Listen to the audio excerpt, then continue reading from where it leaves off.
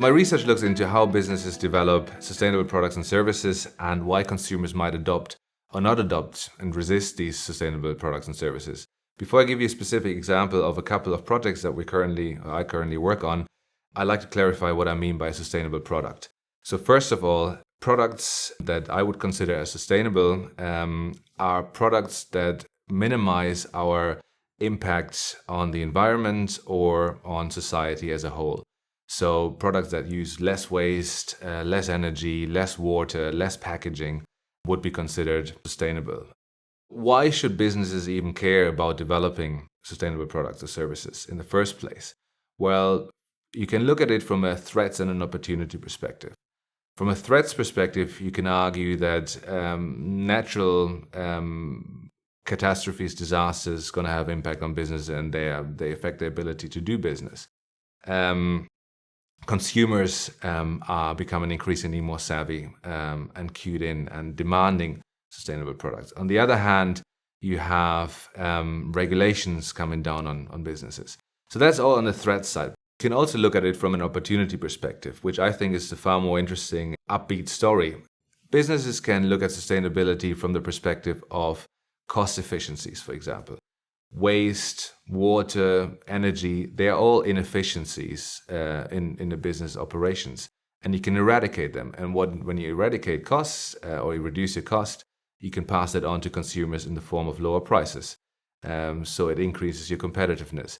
You can also look at it from a differentiation advantage perspective, where it gives you a competitive edge from a branding perspective. And companies like Patagonia, Innocent Smoothies, all these companies are well liked by consumers because of their sustainability credentials.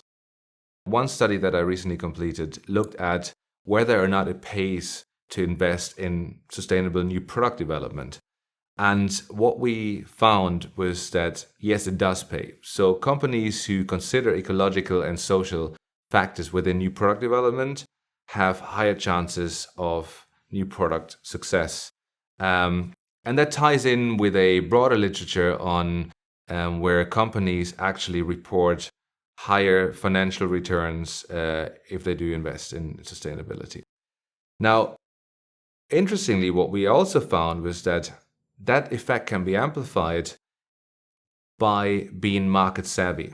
So organizations who not only invest in sustainability, but also who know their market environment really, really well. So understanding their customers, understanding what their competitors are, to really leverage these effects. So if their customers care about value for money, then the emphasis during the product development cycle might be on reducing costs, right? Whereas if you can pass on sustainability credentials in forms of higher prices, then you might leverage that aspect.